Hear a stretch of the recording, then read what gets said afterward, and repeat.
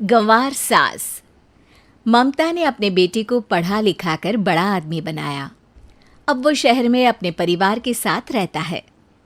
एक दिन ममता का बेटा रोहन अपनी पत्नी आलिया से कहता है, अरे आलिया, सुनो, माँ अब से गांव में नहीं रहेगी।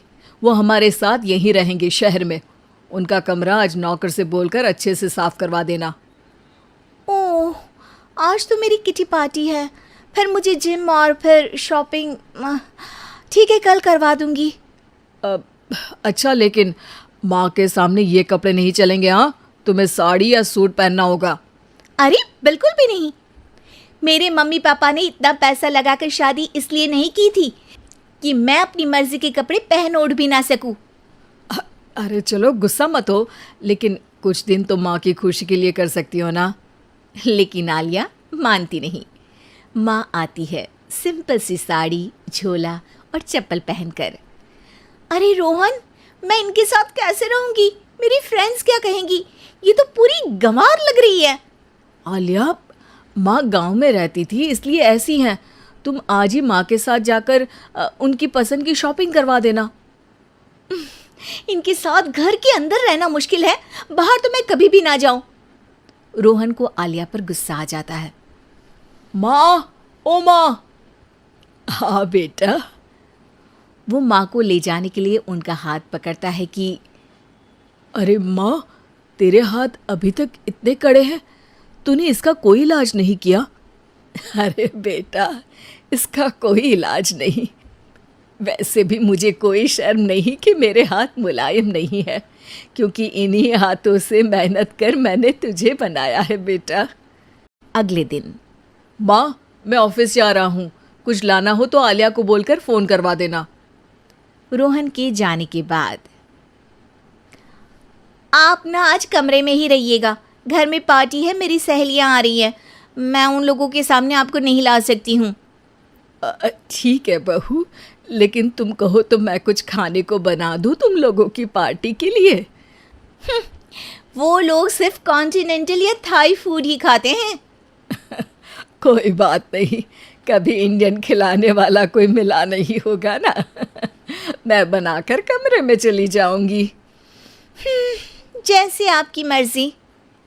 आलिया के घर उसकी दोस्त आती हैं, पार्टी होती है। अरे वाह आलिया, ये क्या है खाने में? बड़ा ही स्वादिष्ट है यार, इसकी रेसिपी मुझे चाहिए। हाँ, और ये दाल, ओ माय गॉड, मैंने तो किसी 5 स्टार में भी ऐसी दाल नहीं खाई है यार। तू कुक को यहाँ बुलाना। अब आलिया घबरा जाती है। हाँ हाँ हाँ, क्यों नहीं। माँ जी, ज़रा बाहर आइए। आलिया की सास सिंपल सी साड़ी और गांव के अंदाज में आती है। अरे बहू, क्या हुआ? खाना पसंद नहीं आया क्या? बहू? अरे ये गांव से दिखने वाली औरत तुम्हें बहू क्यों बोल रही है? कौन है ये? वो हमारी नई नौकरानी है। सास बहू की बात सुनकर बहुत दुखी हो जाती है। वो सर झुकाकर जा ही रही होती है कि एक सहेली बोल पड़ती है। अरे कहाँ जा रही हैं माँ जी? वो उठकर उनके पैर छूती है। जीती रहो बेटा। क्या है ना, आपकी शक्ल बिल्कुल मेरी माँ जैसी है। पता है आलिया, मैं शहर पढ़ने आई और फिर शहरी हो गई, लेकिन मेरे माँ पापा तो आज भी गांव में रहते हैं, बिल्कुल इनके जैसे ही हैं।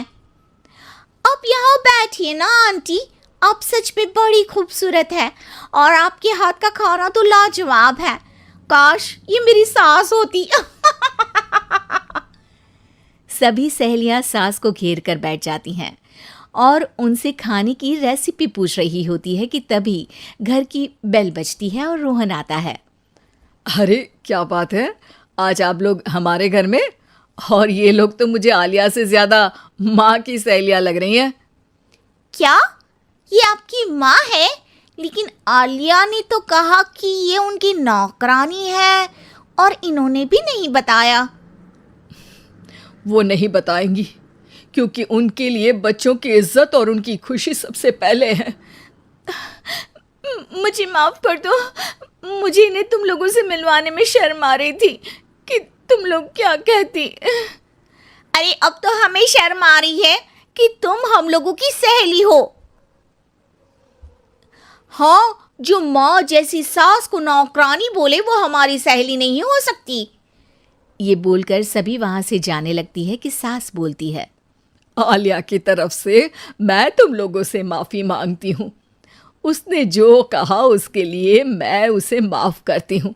अब तुम लोग भी उसे माफ़ कर दो, क्योंकि अगर तुम लोगों ने उससे दोस्ती तोड़ी तो फिर मेरे हाथ का खाना कैसे खाओगी? नहीं नहीं आंटी, जरूर आएंगे, लेकिन अब आलिया की नहीं बल्कि आपकी सहेली बनकर।